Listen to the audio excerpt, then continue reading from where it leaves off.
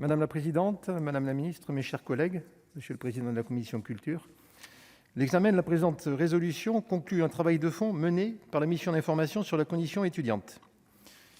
Il nous donne l'occasion de poser un diagnostic sur la vie étudiante grâce à une réflexion dépassant le simple cadre des problématiques en lien avec le quotidien et l'accompagnement matériel de l'étudiant ou à son parcours d'études. Si la crise sanitaire que nous vivons a mis en lumière la précarité d'une partie grandissante de nos étudiants, les difficultés structurelles préexistaient.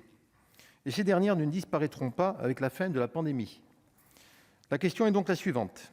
Quelles perspectives pouvons-nous offrir à nos jeunes pour améliorer leurs conditions de vie et d'études, particulièrement dans le contexte sanitaire actuel, mais également à plus long terme? La mission d'information a formulé plus d'une cinquantaine de recommandations pour améliorer la condition étudiante. Devant l'augmentation régulière du nombre d'étudiants au cours de la période récente et un système à certains égards à bout de souffle, il est urgent d'agir de manière globale. Comme vous l'avez vous-même déclaré, Madame la Ministre, avec la pandémie, la vie étudiante est sortie de la périphérie des politiques publiques. La première question déterminante pour un étudiant est celle du logement. Elle peut conditionner les choix d'orientation du futur étudiant lorsque l'établissement visé implique de quitter le domicile familial. Les conditions dans lesquelles l'étudiant est logé ont aussi des conséquences sur son parcours et sa réussite dans l'enseignement supérieur. Or, le constat est sans appel. L'offre de logements en résidence étudiante, qui s'élève aujourd'hui à 350 000 places, est structurellement insuffisante par rapport à la population étudiante estimée à 2,7 millions en 2019. Même si les résidences étudiantes n'ont pas vocation à accueillir tous les étudiants, les capacités demeurent trop insuffisantes.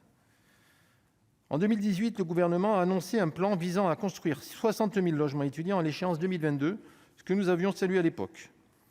Mais les objectifs de ce plan ne sont pas atteints. En 2020, on comptait la construction de seulement 23 378 logements. Les arguments avancés pour expliquer ce retard évoquaient la réticence de certaines municipalités et la frilosité des bailleurs. Une réflexion pour territorialiser les objectifs de construction de logements étudiants en fonction de leur nombre et des perspectives d'évolution démographique étudiante doit être amorcée. Il est également nécessaire de promouvoir auprès des collectivités territoriales l'intérêt de la construction de logements d'étudiants comme levier d'attractivité et de développement de leur territoire. Avec le logement, les dépenses d'alimentation constituent la principale charge des étudiants. En fonction de leurs moyens financiers et des charges fixes auxquelles ils ne peuvent se soustraire, les achats de nourriture essentiels par définition deviennent une variable d'ajustement qui se traduit souvent par des petites quantités et une mauvaise qualité ou bien rien du tout. Les conséquences économiques et sociales de la crise sanitaire que nous vivons n'arrangent pas la situation et celle-ci perdure. Les associations comme les Restos du Cœur alertent depuis déjà 2019 sur le sujet, les moins de 25 ans représentant parfois 50% de leurs bénéficiaires. Le 1er décembre dernier, les associations d'aide alimentaire étudiantes alertaient à nouveau sur une situation d'une extrême gravité en formant le constat suivant : les étudiants ont faim. Dans les files d'attente des épiceries solidaires, les témoignages ressemblent beaucoup à ceux de l'automne 2020. Malgré des efforts conséquents, un décalage persiste entre l'offre de restauration universitaire et la demande des étudiants. Les principales raisons de ce décalage sont connues et souvent pointées du doigt. L'éloignement de certains sites ou filières d'enseignement par rapport à l'implantation de structures de restauration, les délais d'attente dans certains restaurants universitaires, les contraintes d'emploi du temps des étudiants, ou encore la faible amplitude horaire d'une grande part des restaurants universitaires peu adaptés aux besoins des étudiants.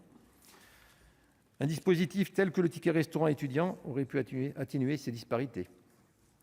Là encore, c'est par une logique d'approche territoriale qu'il faut raisonner et favoriser les partenariats, les réseaux des œuvres universitaires et scolaires et les acteurs publics et économiques locaux. Le but étant de permettre à chaque étudiant d'avoir accès à une offre de restauration à tarif social. Il me paraît important d'évoquer les aides publiques auxquelles peuvent être éligibles nos étudiants. Elles interviennent souvent en complément d'autres ressources et pour un boursier, elles peuvent représenter jusqu'à la moitié de leurs ressources. 3 écueils sur la question des aides publiques. Le premier tient à leur complexité et à leur manque de lisibilité, ce qui les rend particulièrement difficiles à appréhender pour un public encore jeune et peu habitué aux démarches administratives. Le deuxième porte sur la segmentation et l'insuffisante accessibilité de l'information. Troisième écueil, les lacunes en termes de prise en charge. Certains profils échappent à leurs bénéfices, en particulier les étudiants issus des classes moyennes, victimes des effets de seuil. Ainsi, je ne peux que souscrire aux recommandations formulées par la mission d'information, à savoir expertiser le phénomène de non-recours des étudiants aux droits sociaux, améliorer l'accès des étudiants à l'information au moyen d'un portail unique recensant toutes les aides publiques susceptibles d'être attribuées par les différents acteurs et évoluer vers un dispositif de guichet unique en matière d'aide directe. Enfin, il est urgent de revoir notre système des bourses sur critères sociaux, notamment en simplifiant l'architecture des échelons pour atténuer les effets de seuil. Madame la ministre, mes chers collègues, il est nécessaire d'aller vers un ancrage territorial de l'enseignement supérieur et de l'inscrire au cœur des politiques d'aménagement des territoires en s'appuyant sur l'échelon régional. Les étudiants sont un facteur de dynamisme, de transformation et une richesse pour nos territoires. Pour conclure, je souhaite remercier mes collègues membres de la mission d'information sur la précarité étudiante pour leur travail de fond, et plus particulièrement son président Pierre Ouzoulias et son rapporteur, le président Laurent Lafon. Le groupe Union Centriste votera avec enthousiasme pour cette résolution. Je vous remercie.